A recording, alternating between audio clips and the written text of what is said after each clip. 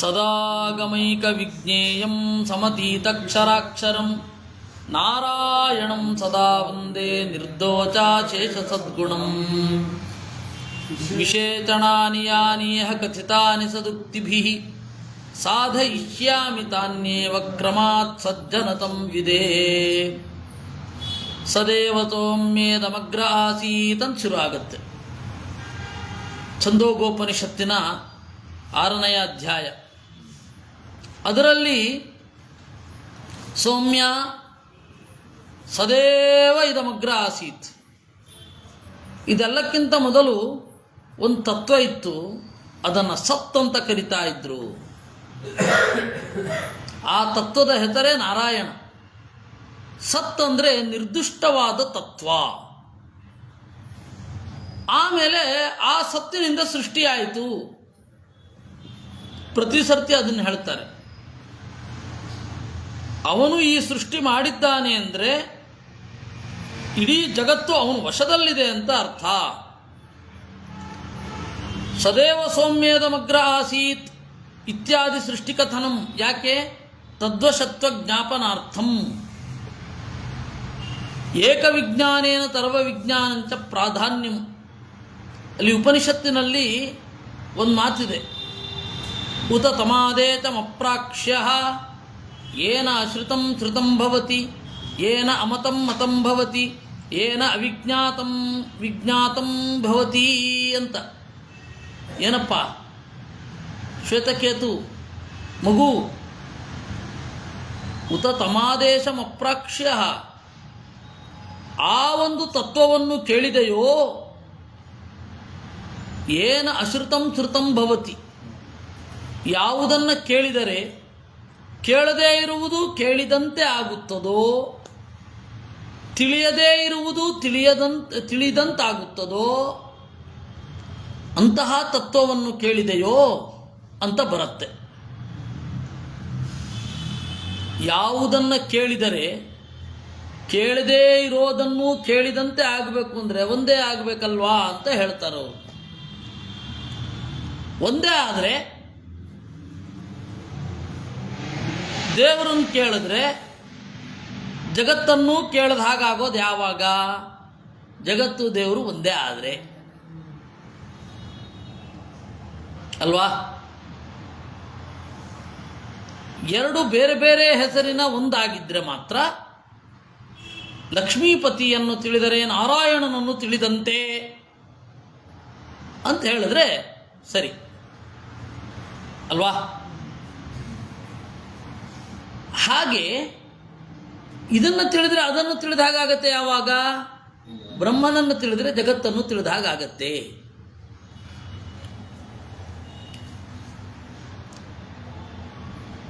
ಅದರಿಂದಾಗಿ ನಾವು ಆ ರೀತಿ ಹೇಳ್ತಾ ಇದ್ದೀವಿ ಅಂತಾರೆ ಮಾಯಾವಾದಿಗಳು.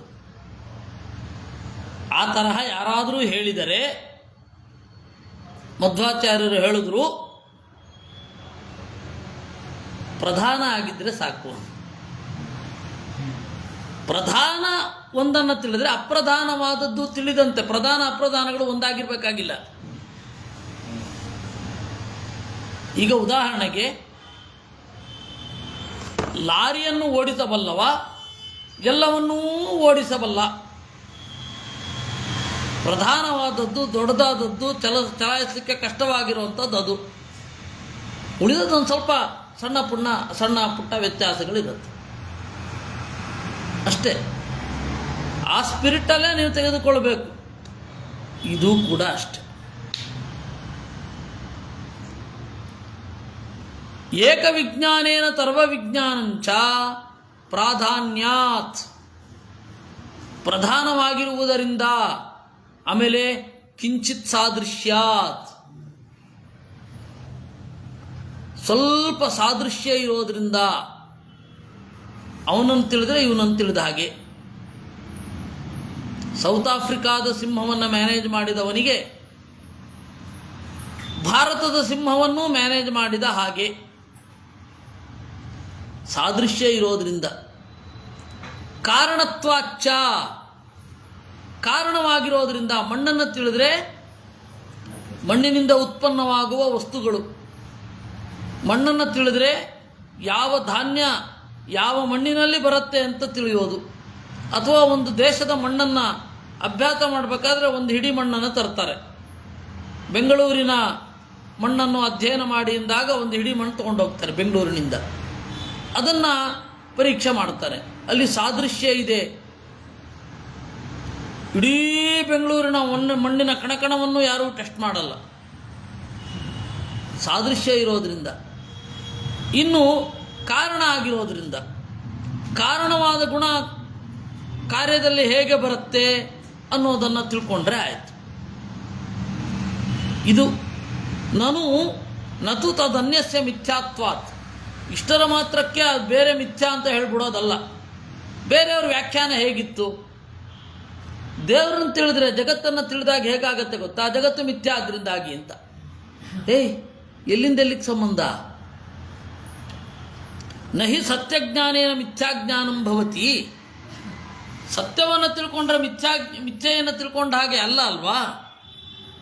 ಈಗ ನೋಡಿ ಮುಂದಿನ ವಾಕ್ಯ. ಈ ವಾಸ್ತವಿಕವಾಗಿ ಒಂದು ಸ್ವಲ್ಪ ಆಗಿತ್ತು ಕಾಣುತ್ತೆ. ಇದು ಹಿಂದಿನದ್ದು ಆಗಿದೆ, ಮುಂದಿಂದು ಆಗಿದೆಯಾ?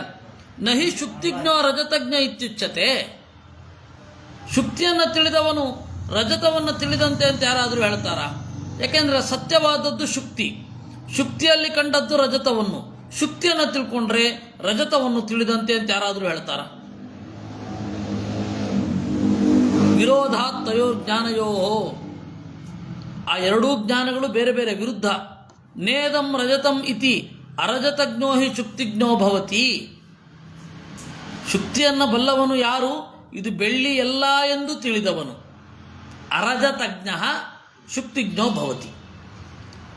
ರಜತಜ್ಞಶ್ಚೇನ್ನ ಶುಕ್ತಿಜ್ಞ. ಕಪ್ಪೆ ಚಿಪ್ಪನ್ನು ನೋಡಿ ಬೆಳ್ಳಿ ಎಂದು ತಿಳಿದವನು ಕಪ್ಪೆ ಚಿಪ್ಪನ್ನು ತಿಳಿದಿಲ್ಲ ಅಂತಾಯ್ತು. ನಹಿ ತಜ್ಞಸ್ತದಭಾವಜ್ಞೋ ಭವತಿ. ಅದನ್ನೇ ತಿಳಿದವನು ಅದರ ಅಭಾವವನ್ನು ತಿಳಿದವನಾಗೋದಿಲ್ಲ ಅಲ್ವಾ?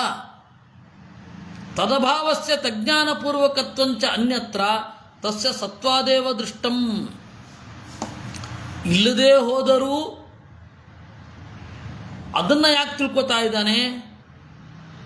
ಬೇರೆ ಕಡೆ ಅದಿದ್ರೇ ತಿಳ್ಕೊತಾನೆ. ಬ್ರಹ್ಮನಲ್ಲಿ ಜಗತ್ತು ತಿಳ್ಕೊಳ್ಬೇಕಾದ್ರೆ ಜಗತ್ತು ಬೇರೆ ಕಡೆ ಇರಬೇಕು, ಆಮೇಲೆ ತಿಳ್ಕೊಳ್ಬೇಕು. ಕಪ್ಪೆ ಚಿಪ್ಪಿನಲ್ಲಿ ಬೆಳ್ಳಿ ಕಾಣಬೇಕಾದ್ರೆ ಬೇರೆ ಎಲ್ಲಿಯೋ ಬೆಳ್ಳಿ ಇರಬೇಕು.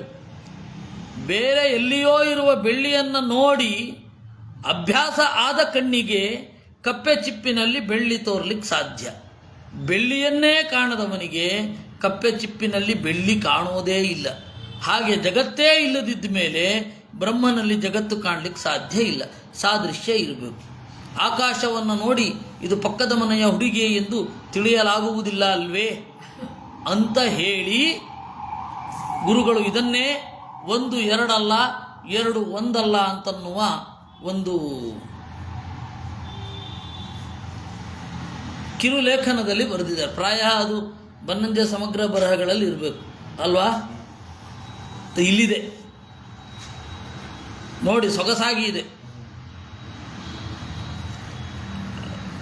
ಯಾವ ಉಲ್ಲೇಖವೂ ಇಲ್ಲ, ಅಂದರೆ ಮೂಲ ಗ್ರಂಥಗಳ ಉಲ್ಲೇಖ ಇಲ್ಲ. ಒಂದು ಎರಡಲ್ಲ, ಎರಡು ಒಂದಲ್ಲ.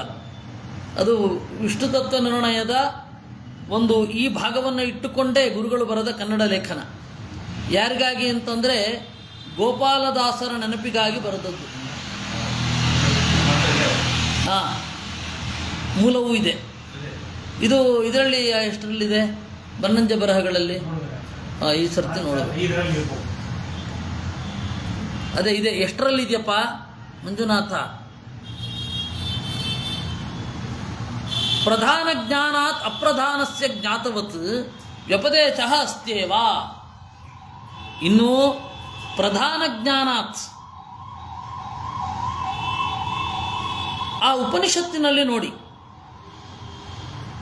ಮುಂದೆ ಯಾವ ರೀತಿ ಹೋಗುತ್ತೆ. ಯಥಾ ಏಕೇನ ಮೃತ್ಪಿಂಡೇನ ವಿಜ್ಞಾತೇನ ಸರ್ವಮಿದಂ ಮೃನ್ಮಯಂ ವಿಜ್ಞಾತಂ ಭವತಿ. ಒಂದು ಮಣ್ಣಿನ ಹೆಂಟೆಯನ್ನು ಚೆನ್ನಾಗಿ ತಿಳಿದರೆ ಎಲ್ಲ ಮಣ್ಣಿನ ಹೆಂಟೆಯೂ ತಿಳಿದಂತೆ, ಎಲ್ಲ ಮಣ್ಣುಗಳೂ ತಿಳಿದ ಹಾಗೆ ಒಂದು ಮಾಡೆಲ್. ಯಥಾ ಏಕೇನ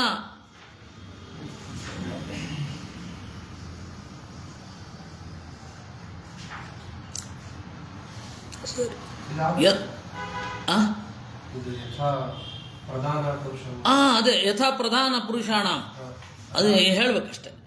ಅಲ್ಲಿ ಆ ಉಪನಿಷತ್ತಿನಲ್ಲಿ ಏನಿದೆ ಅಂತ ಹೇಳ್ತಾ ಇದ್ದೇನೆ. ಇಲ್ಲಿ ಇವನು ಹೇಳ್ದ ಸಪರೇಟ್ ಇದೆ, ನೀವು ಕೊಟ್ಟಿದ್ದು ಸ್ಕ್ಯಾನ್ ಮಾಡಿ ಹಾಕ್ತೀನಿ ಅಂತ, ಆಯಿತು ಅಂತ ಅದು ಸಿಗುತ್ತೆ. ಅಕಸ್ಮಾತ್ ಅಲ್ಲಿ ಇಲ್ಲದೆ ಹೋದರೂ ಸಿಗುತ್ತೆ. ಬನ್ನಂಜ ಬರಹಗಳು 4ರಲ್ಲಿದೆ. ಬನ್ನಂಜ ಬರಹ 4ರಲ್ಲಿ ಇದೆ.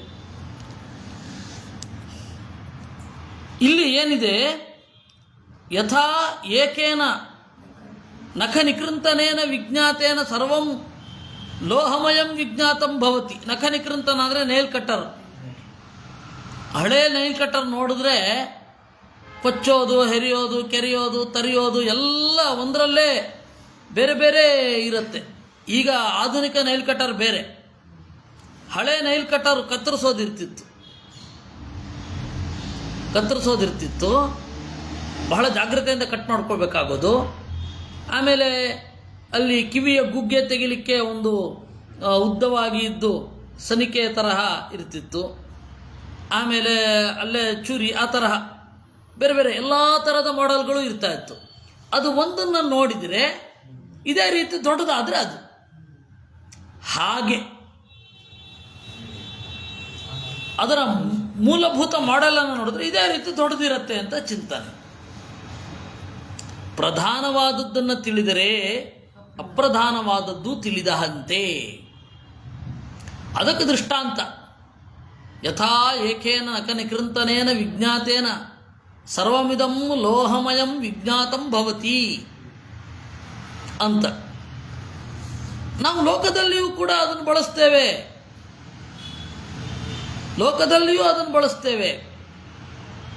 ಪ್ರಧಾನ ಜ್ಞಾನಾತ್ ಅಪ್ರಧಾನಸ್ಯ ಜ್ಞಾತವತ್ತು ವ್ಯಪದೇಶಃ ಅಸ್ತಿ ಏವ. ಪ್ರಧಾನವನ್ನು ತಿಳಿದಾಗ ಅಪ್ರಧಾನವಾದದ್ದು ತಿಳಿಯುತ್ತೆ. ಯಥಾ ಪ್ರಧಾನ ಪುರುಷಾಣಾಂ ಜ್ಞಾನ ಆಹ್ವಾನ ಅಶನೈಃ ಗ್ರಾಮಃ ಜ್ಞಾತಃ ಆಹೂತಃ ಅಥವಾ ನಾಶಿತಃ ಇತಿ ವ್ಯಪದೇಶಃ. ಗ್ರಾಮದ ಪ್ರಧಾನ ಅವನನ್ನು ತಿಳ್ಕೊಂಡ್ರೆ ಊರು ಗೊತ್ತು ಬಿಡಿ ಅಂದರೆ ಊರಿನ ಪ್ರಧಾನ ಜನರು ಗೊತ್ತು ಅಂತ. ಹಾಗೆ ಏನು ಇಡೀ ಊರೇ ಬಂದ್ಬಿಟ್ಟಿದೆ.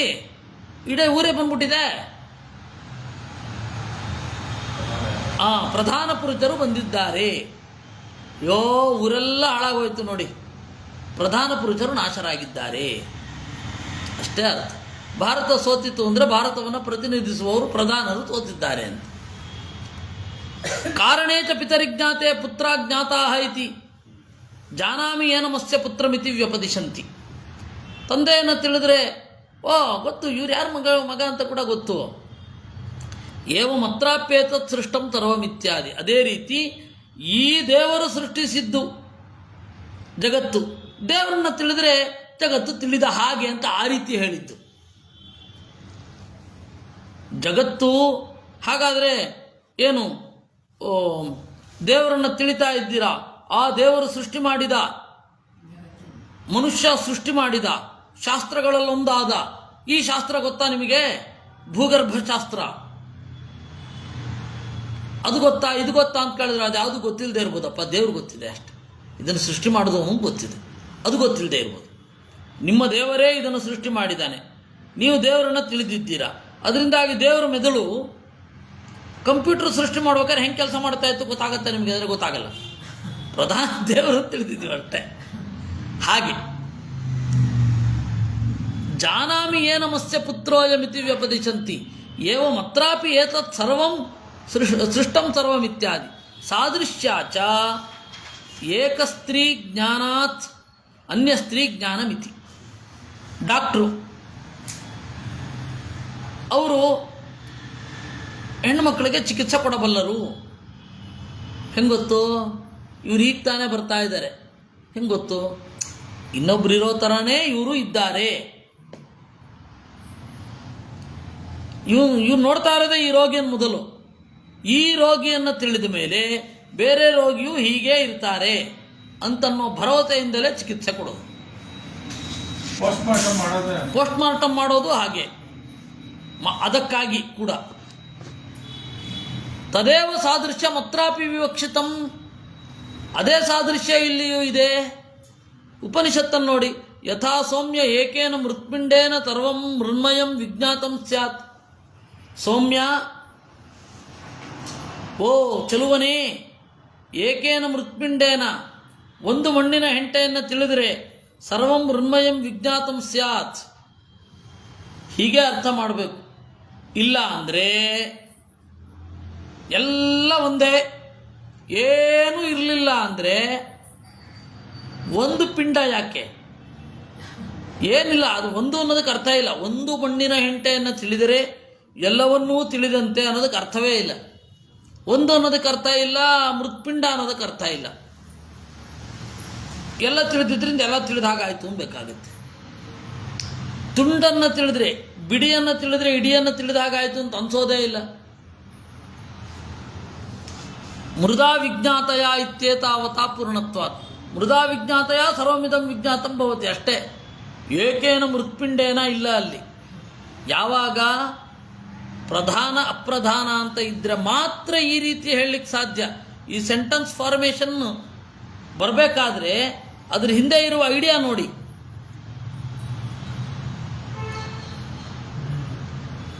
ನಹಿ ಏಕ ಮೃತ್ಪಿಂಡಾತ್ಮಕಂ ಅನ್ಯನ್ ಮೃನ್ಮಯಾನಿ. ಆಯಿತು, ನಿಮಗೆ ಬರೋಣ. ಒಂದು ಮೃತ್ಪಿಂಡದಿಂದ, ಪಿಂಡ ಅಂದರೆ ಮಣ್ಣಿನ ಹೆಂಟೆ, ಒಂದು ಮಣ್ಣಿನ ಹೆಂಟೆಯಿಂದ ಎಲ್ಲ ತಿಳಿದಾಗ ಆಗಲ್ಲ ಅಲ್ವಾ? ಮತ್ತೆ ಸಾದೃಶ್ಯಮೇವ ತೇಷಾಂ, ಸಾದೃಶ್ಯ, ಸಿಮಿಲಾರಿಟಿ. ಯಥಾ ಸೌಮ್ಯ ಏಕೇನ ಲೋಹಮಣಿನ ಸರ್ವಂ ಲೋಹಮಯಂ ವಿಜ್ಞಾತಂ ಸ್ಯಾತ್. ಒಂದು ಲೋಹಮಣಿಯನ್ನು ತಿಳಿದರೆ ಎಲ್ಲ ಲೋಹಮಣಿಯನ್ನು ತಿಳಿದ ಹಾಗೆ. ಯಥಾ ಸೌಮ್ಯ ಏಕೇನ ನಖ ನಿಕೃಂತನೇನ ಸರ್ವಂ ಕಾಷ್ಣಾಯತಂ ವಿಜ್ಞಾತಂ ಸ್ಯಾತ್ ಇತ್ಯಾದಿಕಮಪಿ ವ್ಯರ್ಥಂ ಸ್ಯಾತ್. ಒಂದು ನೈಲ್ ಕಟರ್ನ ತಿಳಿದರೆ ಅದರ ಮಾಡಲ್ನಲ್ಲಿ ಎಲ್ಲವೂ ತಿಳಿದಂತಾಗತ್ತೆ. ಅಲ್ಲಿ ಒಂದು ಒಂದು ಯಾಕೆ ಬೇಕಪ್ಪ? ಎಲ್ಲ ಒಂದೇ ಆದರೆ, ಎಲ್ಲ ಮಿಥ್ಯ ಆದರೆ. ನಹಿ ಏಕಮಣ್ಯಾತ್ಮಕಂ ಅನ್ಯಲ್ಲೋಹಮಯಂ ನಚ ಏಕ ನಿಕೃಂತನಾತ್ಮಕಂ ಸರ್ವಕಾರ್ಷ್ಣಾಯಸಂ. ಇನ್ನು ವಾಚಾರಂಭಣಂ ವಿಕಾರೋ ನಾಮಧೇಯಂ ಮೃತ್ತಿಕಾ ಇತ್ಯೇವ ಸತ್ಯಂ ಅಂತಿದೆ. ಅದಕ್ಕೇನರ್ಥ ಮಾಡ್ತಾರೆ ಗೊತ್ತಾ? ಶಂಕರರು ಎಲ್ಲ ಮಾತು ಮಾತ್ರ ಬೇರೆ ಬೇರೆ, ವಿಷಯ ಎಲ್ಲ ಅದೇ,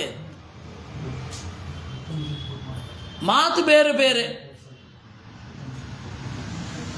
ನೋಡಿ, ಉದ್ದು ಒಂದೇ, ಅದರಿಂದ ಆಗೋದು ಮಾತ್ರ ಬೇರೆ. ಇಡ್ಲಿ ಅಂತಾರೆ, ದೋಸೆ ಅಂತಾರೆ, ಹೀಗೆ ವಡೆ ಅಂತಾರೆ. ಹಾಗೆ ಇವತ್ತಿನ ಪರಿಭಾಷೆಯಲ್ಲಿ ಹೇಳೋದಾದರೆ ವಿಷಯ ಒಂದೇ. ಒಬ್ಬ ಇಟ್ಕೊಂಡು 10 ಜನರನ್ನು ಚಚ್ಚುತ್ತಾನೆ, ಒಬ್ಬ ಸುತ್ತಿಗೆ ಹಿಡ್ಕೋತಾನೆ, ಒಬ್ಬ ಪಿಸ್ತೂಲ್ ಹಿಡ್ಕೋತಾನೆ, ಅಷ್ಟೇ. ಅಥವಾ ಧಾರಾವಾಹಿಗೆ ಹೇಳ್ಬೋದು. ಇವಾಗ ಯಾರು ಧಾರಾವಾಹಿ ನೋಡಲ್ಲ ಅಂತ ಅಂದ್ಕೊಂಡಿದ್ದೀನಿ, ಅಲ್ಲ ಯಾರೂ ನೋಡಲ್ಲ ಅಂತ ಅಂದ್ಕೊಳ್ತಾ ಇದ್ದೇನೆ. ಆಗಲಿ, ಅವ್ರಿಗೂ ಬೋರ್ ಬಂದ್ಬಿಟ್ಟಿದೆ ಅಂತ ಅಂದ್ಕೊಳ್ತಾ ಇದ್ದೇನೆ ನಾನು, ಗೊತ್ತಿಲ್ಲ. ಹೆಸರು ಮಾತ್ರ ಬೇರೆ ಬೇರೆ, ತೋರಿಸೋದು ನಾಯಕಿಯ ಕಷ್ಟಗಳನ್ನೇ. ಹಾಗೆ ಅದರಿಂದ ಇಲ್ಲಿ ಇರೋದು ಹಾಗೆ. ವಾಚಾ ಆರಂಭಣಂ ವಿಕಾರ, ಮಾತಿನಿಂದ ಮಾತ್ರ ಬೇರೆ ಬೇರೆ, ಮಾತಿನಿಂದ ಸೃಷ್ಟಿಯಾಗಿದೆ ಎಲ್ಲ. ಆದರೆ ಮೃತ್ತಿಕಾ ಇತ್ಯೇವ ಸತ್ಯಂ, ಎಲ್ಲ ಒಂದೇ ವಸ್ತು, ಹೆಸರು ಮಾತ್ರ ಬೇರೆ ಬೇರೆ. ವಾಚಾ ನಾಮ್ನ ಆರಂಭಣಂ ವಿಕಾರ. ಅದಕ್ಕೆ ಆಚಾರ್ಯರು, ಇದು ಮಧ್ವಾಚಾರ್ಯರು ಹೇಳಿದ್ರು, ಹಾಗಲ್ಲಪ್ಪ, ಅದು ವಾಚಾ ಅಂತ ಹೇಳಿದ್ರೆ ವೈದಿಕ ಭಾಷೆ, ವೈದಿಕ ವಾಣಿ, ವೈದಿಕ ವಾಣಿಯಿಂದ ಹುಟ್ಟಿದೆ. ಎಲ್ಲ ಭಾಷೆಗೂ ಮೂಲ ಯಾವುದು? ವೈದಿಕ ಭಾಷೆ. ವೈದಿಕ ಭಾಷೆಯಿಂದ ಉಳಿದದ್ದೆಲ್ಲ ಹುಟ್ಟಿದೆ. ಕೊನೆಗೆ ಉಳಿಯೋದು ಯಾವುದು? ಇದೆಲ್ಲ ನಾಶ ಆಗುತ್ತೆ, ವೈದಿಕ ವಾಣಿ ಒಂದೇ ಉಳಿಯುತ್ತೆ. ಆ ರೀತಿ ಅರ್ಥಪ್ಪ. ವಾಚಾ ಆರಂಭಣಂ ವಿಕಾರೋ ನಾಮಧೇಯಂ ಮೃತ್ತಿಕಾ ಇತ್ಯೇವ ಸತ್ಯಂ ಅವಿಕೃತಂ ನಿತ್ಯಂ ನಾಮಧೇಯಂ ಮೃತ್ತಿಕಾ ಇತ್ಯೇತದ್ವಚನಂ ಸತ್ಯಮಿತ್ಯರ್ಥಃ. ಒಂದು ವೇದವಾಣಿ ಇದೆ, ಅದು ಮಾತ್ರ ನಿತ್ಯ. ನ ಚ ವಾಚಾರಂಭಣ ಶಬ್ದ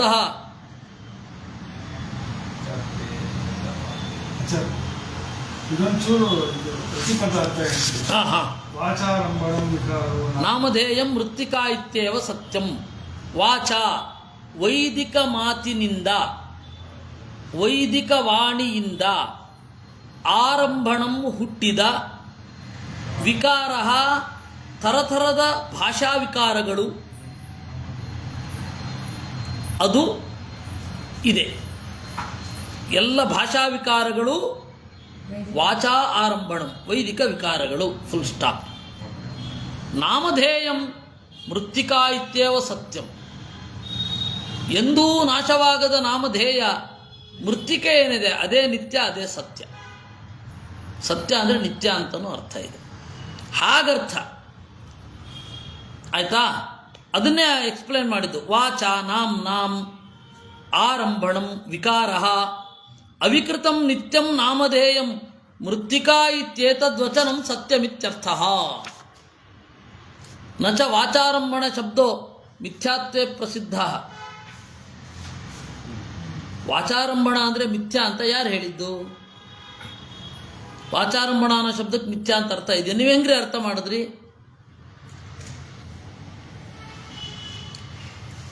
ವಾಚಾರಂಭಣ ಮಾತ್ರ ಮಿತಿ ಚ ಅಶ್ರುತ ಕಲ್ಪನಂ.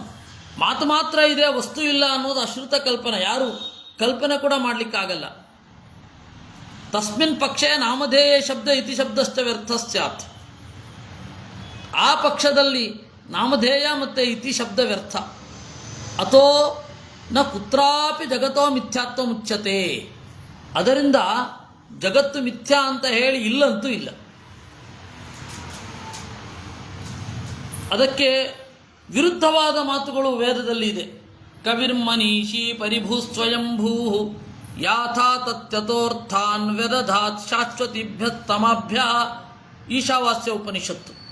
ಕವಿ ಸರ್ವಜ್ಞನಾದ, ಮನೀಷಿ ಎಲ್ಲರ ಮನಸ್ಸನ್ನು ನಿಯಂತ್ರಣ ಮಾಡುವ, ಪರಿಭೂಹು ಸರ್ವತ್ರ ವ್ಯಾಪ್ತನಾದ, ಸ್ವಯಂಭೂಹು ತಾನೇ ಹುಟ್ಟಿದ ಪರಮಾತ್ಮನು, ಯಾಥಾತಥ್ಯತಃ ಸತ್ಯವಾಗಿ ಅರ್ಥಾನ್ ವಸ್ತುಗಳನ್ನು ಶಾಶ್ವತಿಭ್ಯ ಸಮಾಭ್ಯ ಶಾಶ್ವತವಾಗಿರುವಂತೆ ವ್ಯದಧಾತ್ ಸೃಷ್ಟಿಸಿದ.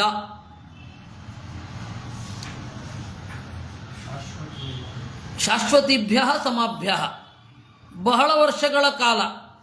ಸಮ ಅಂತಂದರೆ ವರ್ಷ. ಶಾಶ್ವತವಾದ ವರ್ಷಗಳ ತನಕ ಸೃಷ್ಟಿಸಿದ. ಯಚ್ಚಿಕೇತ ಸತ್ಯಮಿತ್ತನ್ನ ಮೋಘಂ ವಸು ಸ್ಪರ್ಹಮುತಜೇತೋ ತದಾತ. ದೇವರು ಯತ್ ಚಿಕೇತ ಯಾವುದನ್ನು ಸೃಷ್ಟಿ ಮಾಡಿದನೋ ತತ್ ಅದು ಸತ್ಯಮಿತ್ ಸತ್ಯವೇ. ತನ್ನಮೋಘಂ ಅದು ವ್ಯರ್ಥ ಅಲ್ಲ.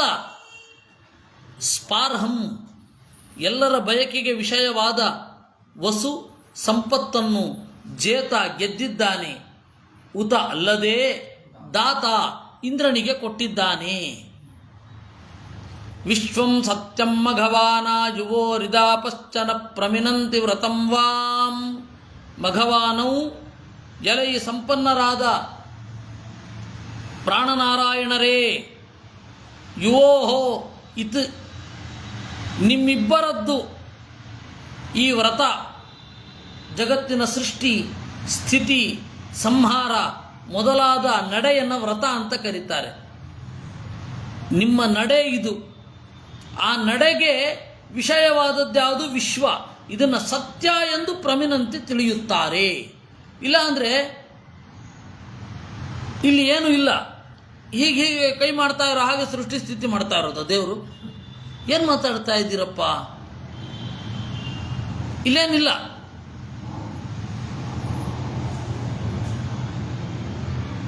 ಪ್ರಘಾನ್ವಸ್ಯ ಮಹತೋ ಮಹಾನಿ ಸತ್ಯಾಸತ್ಯಶ್ಚ ಕರಣಾನಿ ವೋಚಂ.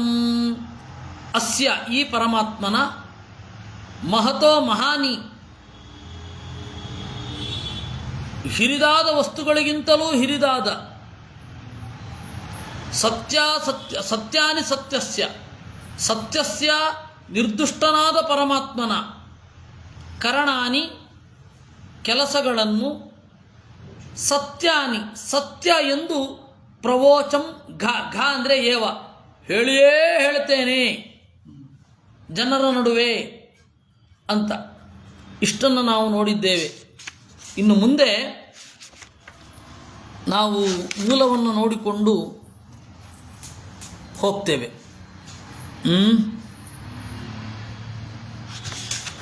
ಇನ್ನು ಎರಡು ವಿಶೇಷಣ ಇದೆ, ಬೇಗ ಹೋಗುತ್ತೆ. ಯಾರೂ ನೋಡಲ್ಲ, ಸಂತೋಷ. ಸಂದೀಪ್ ಅವ್ರ ಮೆಸೇಜ್, ಯಾರೂ ನೋಡಲ್ಲ ಅಲ್ಲ, ಧಾರಾವಾಹಿ. ಕೃಷ್ಣ ಅರ್ಪಣ.